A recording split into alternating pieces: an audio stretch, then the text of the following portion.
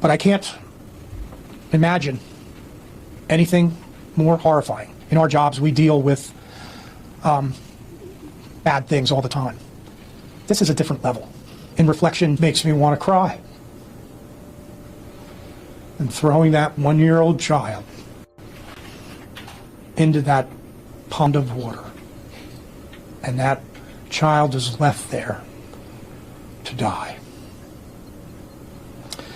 September 2025. 3 members of the same family were found deceased across Berks County, Pennsylvania over the span of 1 week. A mother, her baby boy, and a father. The person who took their lives?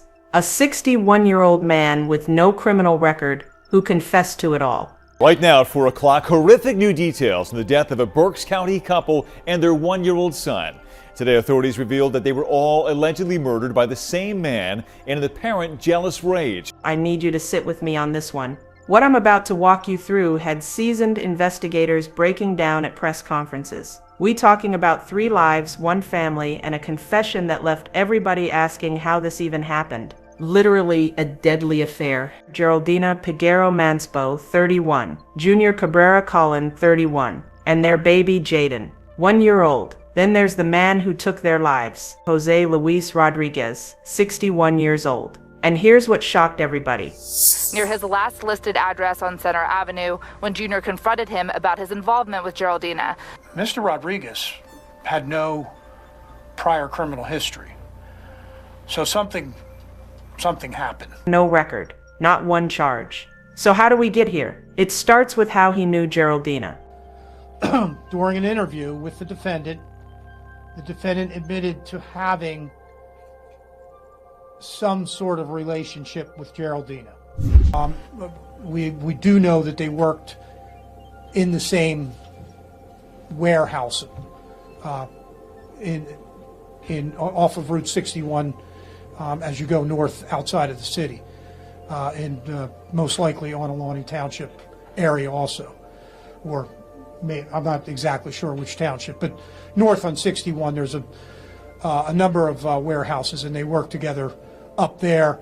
However, Mr. Rodriguez had rented an apartment at the Lincoln Tower Apartments off of 5th Street for Piguero Manspo, but we don't know in depth the actual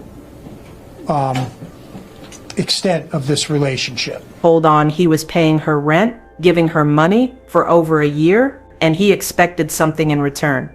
And that it was his intention to drive to the area of East Huller Lane to kill Geraldina because she did not want to leave her husband, Junior Cabrera Collin. She wouldn't leave her husband, and that decision cost her everything. Pay attention to what happened next.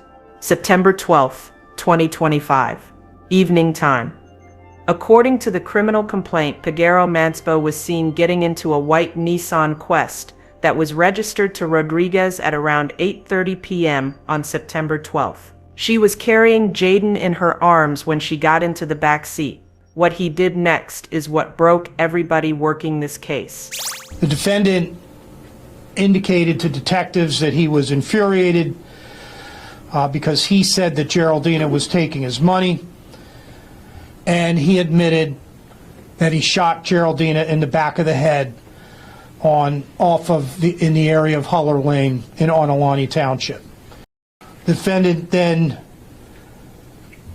took Jaden down the street and threw him in a lake close to where Geraldina had been killed.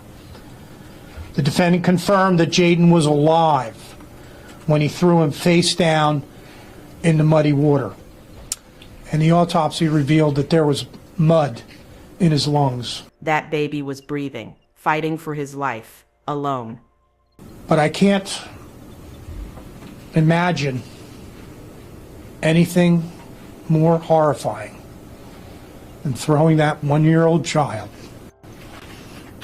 into that pond of water, and that child is left there to die. And Rodriguez, He thought about getting help for that baby. Rodriguez told police he decided against bringing the baby boy to a hospital for fear of getting caught, so he left him there. Geraldina's family reported her and Jaden missing that same night, but Rodriguez wasn't done. Less than 24 hours later, he met up with Junior. In those interviews, the defendant, Rodriguez, claimed that Cabrera argued with him about his involvement with Peguero Mancebo, Geraldine Peguero Mancebo, and a physical altercation took place in the 1500 block of Pear Street. Rodriguez told the police that during this altercation, a gun was knocked out of Cabrera's hands, and that Rodriguez picked up the gun and fired one shot at Cabrera, hitting him in the back of the head. Rodriguez admitted he put Cabrera's body into Cabrera's car and drove him to the park where he left his body. We're still in the initial parts of the investigation. I would suggest most likely that his version is only partially accurate. Whatever really happened, Junior ended up dead, shot in the back of the head, body dumped at Bear Park, and that's where police found him. September 13th, early morning. Reading police first found Cabrera Colon's body in Bear Park later on September 13th, while also searching for Geraldina and Jaden. That discovery kicked off the investigation, but police didn't know yet about the two other bodies still out there. They were about to uncover something that would shake this whole community. So Junior's body is in Bear Park, police responding, and while they investigating that scene, they getting another call. Simultaneously, they were also involved in investigating as a result of a tip that they received for a welfare check. Geraldina Peguero Mancebo and Jaden had not been seen and were missing. Now watch how these detectives put it together. It was determined early on by the Reading police detectives and phone records that they were able to gather that her phone had been stationary in the area of East Huller Lane in Onalani Township. Now that is an area that we will describe in some respects as near the Walmart in Muhlenberg Township. As a result of the fact that she had not been found, the cell phone records kind of indicated that things stopped in that area. Her phone stopped moving, just sitting in one location. That's not normal. And authorities found Geraldina and Jaden by pinging her cell phone. September 19th, 6 days after Junior was found, The Reading Police Department then went to that area and discovered Geraldina's body on an access road off of East Huller Lane. However, at that time, her one-year-old son was not found. they found her, but Jaden still missing. And everybody knew that baby had been with his mother. So where was he? On Saturday, September 20th, 2025, Jaden's body was found approximately 150 yards west of where Geraldina had been found the day before.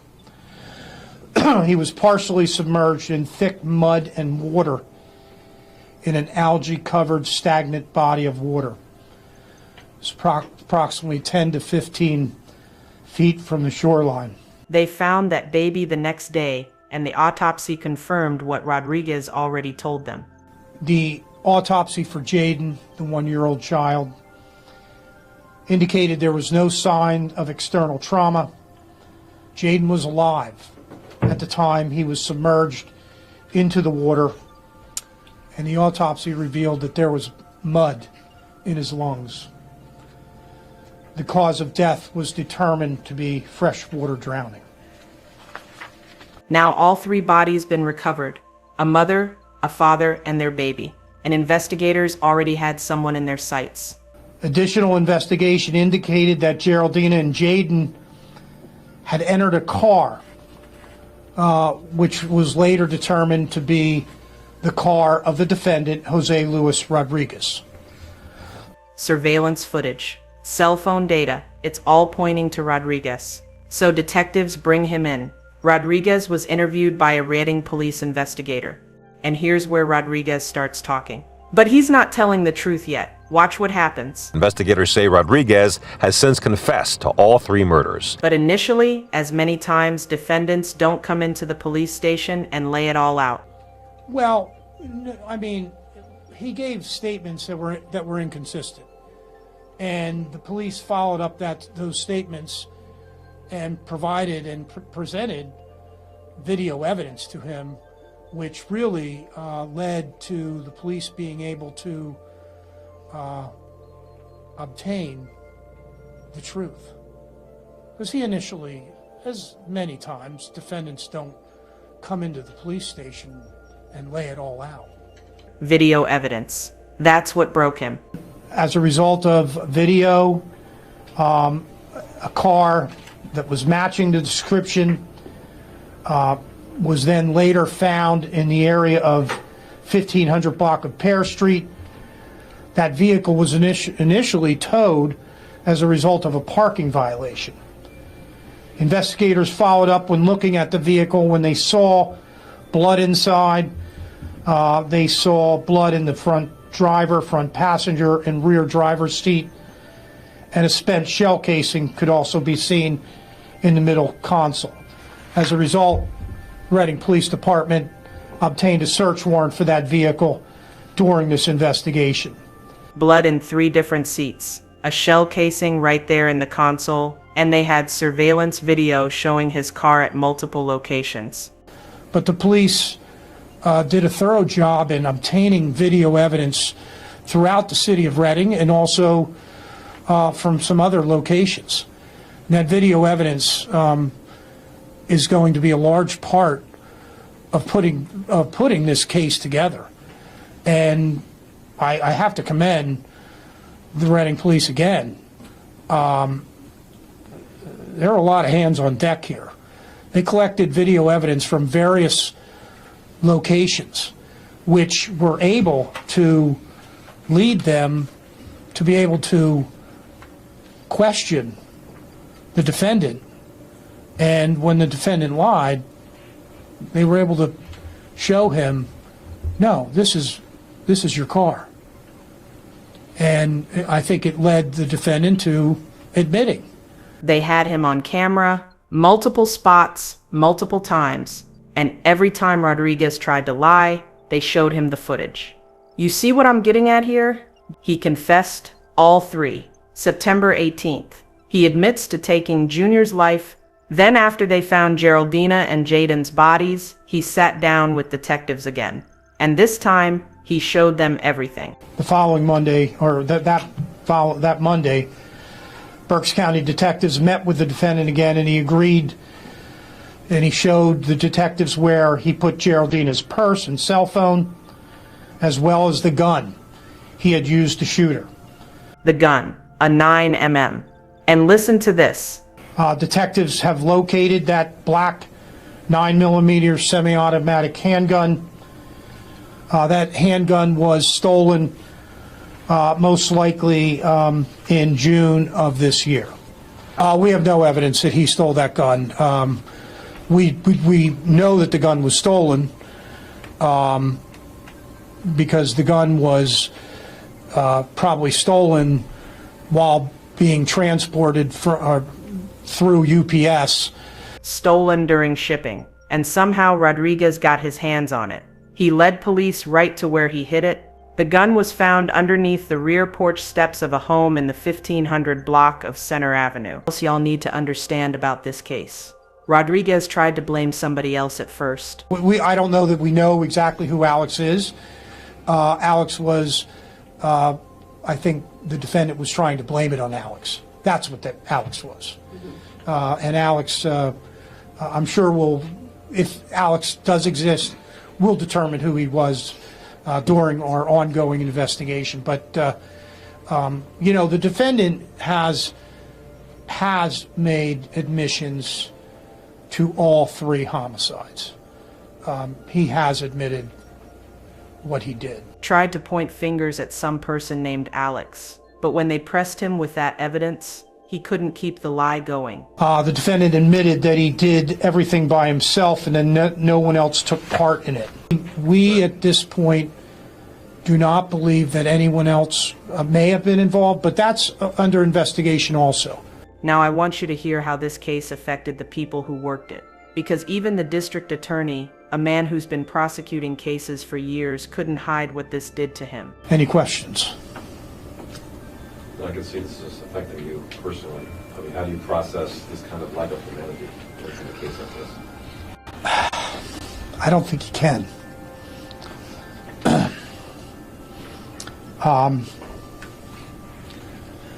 You can't. I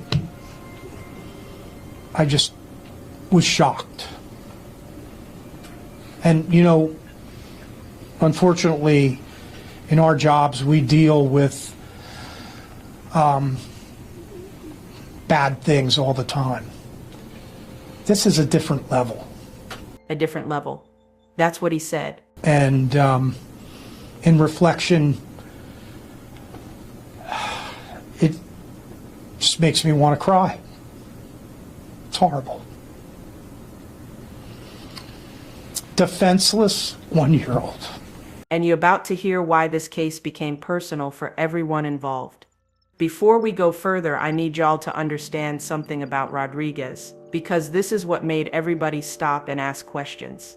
When or why he intentionally killed these 3 people. No prior criminal history. 61 years old, clean record his whole life, worked regular jobs, been in this country legally for years. And then this. Something must have caused this behavior because Mr. Rodriguez had no prior criminal history. So something happened. What makes a person cross that line? The DA kept coming back to that question. What happened? Rodriguez had a personal relationship with Peguero Manspo. The two previously worked together at a warehouse, and Rodriguez had rented an apartment for her. We know there was some sort of relationship, including the fact that Mr. Rodriguez had rented an apartment at the Lincoln Tower Apartments off of 5th Street for Peguero Manspo. Now there's something I haven't told y'all yet, something that makes this even more painful. Now, the couple leave behind 3 other children between 8 and 13 years of age. 3 kids, living in the Dominican Republic, waiting for their parents and baby brother to come home, and they never will. 3 children who gotta grow up knowing what happened to their family.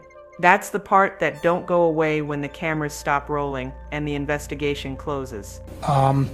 But I will tell you that we look forward to the prosecution of this defendant.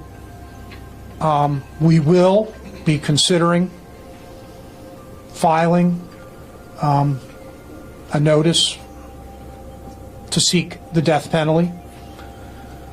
We have not made any final decision as we speak,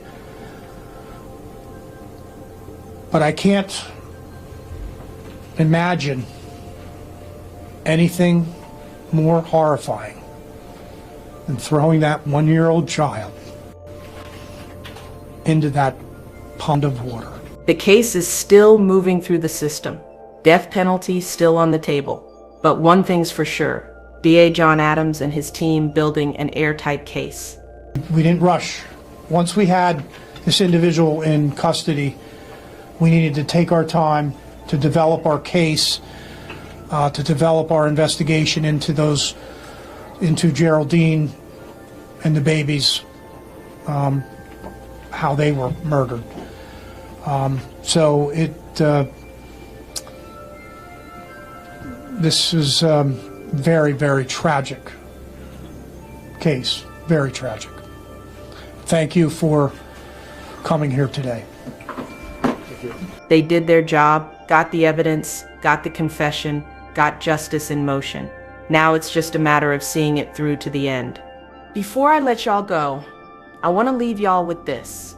Cases like this remind us that you never really know what someone's capable of until you see it. Rodriguez had no criminal history, worked regular jobs, seemed like a regular person. And then one day he decided to take 3 lives because he couldn't control someone else's choices. That's the scary part. Evil don't always look like evil until it's too late, so pay attention to the signs. When somebody think they own you because they giving you money. When somebody can't handle rejection. When somebody's love look more like control. Those are warnings, and they matter. Geraldina tried to set boundaries. She stayed with her husband. She made her choice, and she paid for it with her life, along with her baby and her husband. That's not right. That will never be right. And that's why this case shook everybody who heard about it. The loss of life of these adults that were killed was unnecessary. The loss of life of that 1-year-old was cruel. It was horrible. Rest in peace to Geraldina Peguero Manspo. Rest in peace to Junior Cabrera Colon. And rest in peace to baby Jaden. Y'all deserve so much better than this.